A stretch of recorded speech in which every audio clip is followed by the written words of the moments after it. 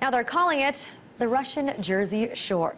12-episode series on Lifetime that's going to premiere this August 11th called Russian Dolls. And it takes place in Brighton Beach, New York's largest Russian-American community. So take a look. Newsflash, people. Back off. We're in America. Break it down. We expect great service, great food. I'm not in the food business, but you've got to be kidding me. They can't be with you. I'm not Russian. Yeah. You won't get this milkshake. Where the do you think we're going? Nowhere. Looks a lot like the other reality TV shows out there. Big hair, big characters, and a lot of big jewels.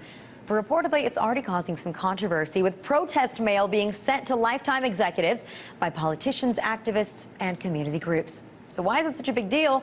And who are these people anyway? Joining me from our studio in New York is Marina Levitis, owner of Rasputin and star of the new reality show Russian Dolls, premiering on the Lifetime Network this Thursday. And Marina, I want to thank you so much for joining us. And like I said, they're describing this as the Russian version of the Jersey Shore, New York's answer to the Jersey Shore. Is that how you describe it? Not at all. I don't even watch Jersey Shore. I feel like our show is so much more than Jersey Shore. We're going to have a little bit of everything for everybody. If you like the Kardashians for family drama, we have that. If you want to watch Jersey Shore for young people going out and having a good time, we have that as well. If you watch The Housewives for drama between women, we have a lot of that. So I think that our show is unique because in one show you have 3 or 4 different shows combined into one. All right, now I'm just curious why you yourself personally decided to be on the show, because let me read some of the descriptions that they wrote in the casting call. The questions were, are you the Russian Snooki or the Situation? And are you a super outgoing and fun-loving Russian-American that sometimes sneaks kolbaska, pelmeni, and vodka from the fridge? Does that represent you? No, not at all. I feel like this was a casting for younger characters. Like I said, we're a multi-generational show. We have kids in their 20s. We have me, who's in my early 30s. We have my mother-in-law, who's in her 50s.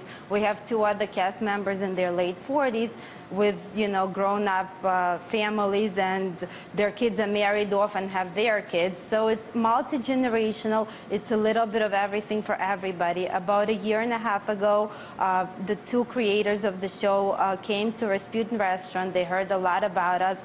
They've been to Rasputin, and they know that we have a beautiful environment, wonderful food, wonderful entertainment.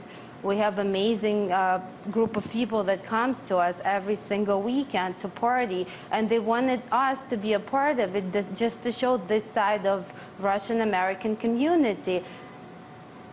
Now, I'm just curious, so do you personally think that you represent a big portion of the Russian-American community here in the U.S.? I mean, do you want to teach, Americans about Russian culture, or is this, to get on TV and be able to promote your restaurant? Well, to be honest with you, I think that me personally, I am Russian American. I was brought here when I was 14 years old, so I grew up half in Russia and half in America. So I am a perfect representation of what a Russian American is. I have both my Russian culture and my American culture, and this makes me a Russian American. Now, is everybody else like me? No, absolutely not. I'm a unique character. I'm one of 8 main characters on this show. Every single one of us is different. Every single one of us has something else to bring to the table. We have families. We have young people looking for love. We have grown women who already raised families and now living for themselves. So it's a little bit of everything, and every age, every category, social status, everybody will find something in our show that they can relate to. It's just given to them from our perspective, from Russian-American perspective.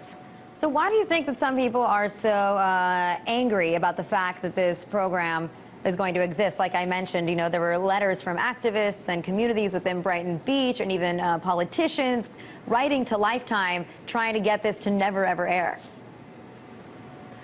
I think that people are ignorant. They haven't seen it yet. They're afraid of what could it be. Is it the next Jersey Shore? Is it worse than Jersey Shore? They're comparing us to things that are out there, but we're very unique. There is no show out there that has all the things that we have. We're 3 or 4 shows combined into one.